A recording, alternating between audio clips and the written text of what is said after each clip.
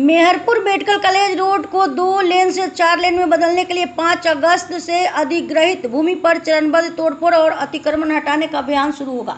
मंगलवार को बिरबल बाजार क्षेत्र में माइकिंग कर लोगों और व्यापारियों से समय रहते अपना सामान हटाने की अपील की गई। लोक निर्माण विभाग के कार्यपालक अभियंता अनिरुद्ध ना की निगरानी में यह कार्य किया जाएगा। प्रशासन ने बताया कि अभियान चरणबद्ध तरीके से चलाया जाएगा ताकि आम लोगों को कम से कम परेशानी हो।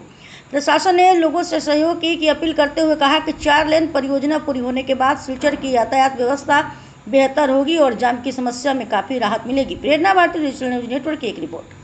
अनाउंसमेंट दिएছি আর প্রোগ্রাম করেছি। গতকাল আমাদের ডিসি কনফারেন্স হলে একটা মিটিং হয়ে গেছে ইম্পর্টেন্ট আপকামিং প্রজেক্ট নিয়ে। তার মধ্যে আমাদের বিরবল বাজার টু মেডিকেল কলেজ রাস্তাটাও ছিল।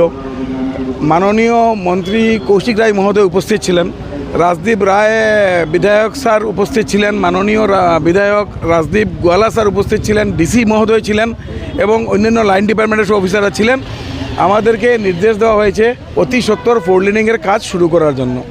4 লেনিংয়ের কাজ শুরু করতে গেলে প্রথম ধাপ হবে ডিমোলিশন, তারপর হবে ইউটিলিটি শিফটিং, তারপর হবে ড্রেন কনস্ট্রাকশন, সব শেষে হবে আমাদের লাস্ট স্টেজে হবে রাস্তা 4 লেনিং। তা আমরা কালকে থেকে ডিমোলিশন করছি।